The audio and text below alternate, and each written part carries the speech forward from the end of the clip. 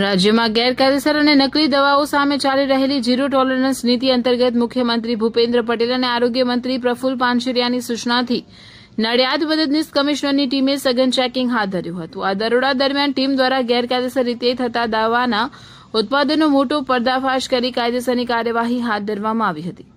નાગરિકોના આરોગ્યની સુરક્ષા અને બિનઅધિકૃત તબીબી પ્રેક્ટિસ અટકાવવાના ભાગરૂપે નડિયાદ વિભાગીય કચેરી દ્વારા મોટી કાર્યવાહી કરવામાં આવી હતી. મળેલી ચોક્કસ બાતમીના આધારે પ્રવર ઔષધ નિરીક્ષક ભૂમિ વી પટેલ તથા ઔષધ નિરીક્ષક વિશાલ આર રૂપાપરાની ટીમે 7 ઓગસ્ટ 2024ના રોજ ધોળીકુઈ ખાતે આવેલ ડોક્ટર સોની બાવીશીવાળાનું દવાખાનું પર દરોડો પાડ્યો હતો અને ક્લિનિક સંબંધિત તમામ દસ્તાવેજો તથા દવાઓના જથ્થાની તપાસ હાથ ધરી હતી. તપાસ કરતી ટીમ દ્વારા સ્થળ પરથી વેચાણ માટે રાખવામાં આવેલો શંકાસ્પદ પ્રવાહીનો જથ્થો પકડી પાડવામાં આવ્યો હતો. લેબલ વગરની 100 મિલી ક્ષમતા ધરાવતી પારદર્શક પ્લાસ્ટિકની 160 બોટલોમાંથી લાલ રંગનું પ્રવાહી મળી આવ્યું હતું, જેને ટીમે સીઝ કરી વધુ તપાસ અર્થે સેમ્પલ લીધા હતા. દરોડા દરમિયાન સ્થળ પરથી રતવાની દવા દર્શાવતા લેબલ, આશરે 1000 ખાલી બોટલો તથા વિટામિન બી કોમ્પ્લેક્સ દવાની 4.5 લીટર ક્ષમતા ધરાવતા 92 ભરેલા પ્લાસ્ટિક કન્ટેનર અને વપરાયેલા ખાલી કન્ટેનર જપ્ત કરવામાં આવ્યા હતા. ટીમે સ્થળ પરથી કુલ 66,400ની કિંમતનો મુદ્દામાલ કાયદેસર રીતે સીઝ કર્યો. પ્રાથમિક તપાસમાં સામે આવ્યું છે કે આ દવાખાનું ચલાવતા ડોક્ટર સોની છેલ્લા 5 વર્ષથી આ પ્રેક્ટિસ કરતા હતા. તેઓ અમદાવાદની પરેશ ટ્રેડિંગ કોર્પોરેશન નામની પેઢી પાસેથી યુફોરિયા ફાર્માસ્યુટિકલ્સ મુંબઈ દ્વારા ઉત્પાદિત ENGE પ્લેક્સ વિટામિન બી કોમ્પ્લેક્સ દવા 4.5 લીટરના કન્ટેનરમાં ખરીદ્યા હતા.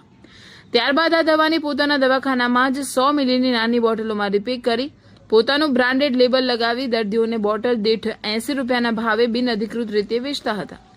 દરોડા દરમિયાન સામે આવ્યું છે કે આ પ્રવાહી દવાના ઉત્પાદન માટે જરૂરી ઉત્પાદન કરવાનો પરવાનો કે પ્રોડક્ટ પરમિશન ઉપલબ્ધ ન હતી.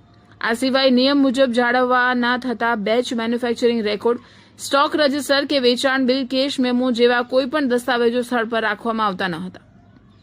બોટલ પર દવાનું નામ, ઉત્પાદકનું સરનામું, કમ્પોઝિશન, બેચ નંબર, ઉત્પાદન અને એક્સપાયરી ડેટ કે લાયસન્સ નંબર જેવી કોઈપણ કાયદાકીય વિગતો દર્શાવવામાં આવી ન હતી. તપાસ ટીમે સ્થળ પરથી શંકાસ્પદ દવાની બોટલોના સેમ્પલ લઈ પૃથ્થકરણ અર્થે સરકારી લેબોરેટરીમાં મોકલી આપ્યા છે. લેબોરેટરીના ટેસ્ટ રિપોર્ટ આવ્યા બાદ ડ્રગ્સ એન્ડ કોસ્મેટિક્સ એક્ટ 1940 તથા ડ્રગ્સ એન્ડ કોસ્મેટિક્સ રૂલ્સ 1945ની કડક જોગવાઈઓ હેઠળ સંચાલકો સામે ગુનો દાખલ કરી આખરી કાયદાકીય કાર્યવાહી કરવામાં આવશે. ખોરાક અને ઔષધ નિયમન તંત્ર દ્વારા નાગરિકોને જાહેર હિતમાં અપીલ કરવામાં આવે છે કે નિષ્ણાંત પીડિયાટ્રિશિયનની સલાહ વગર 6 માસથી નાના બાળકોને માતાના દૂધ સિવાય ઉપરનો કોઈપણ ખોરાક, ઘૂંટી, દવા કે પ્રવાહી આપવું બાળકના સ્વાસ્થ્ય માટે અત્યંત જોખમી સાબિત થઈ શકે છે.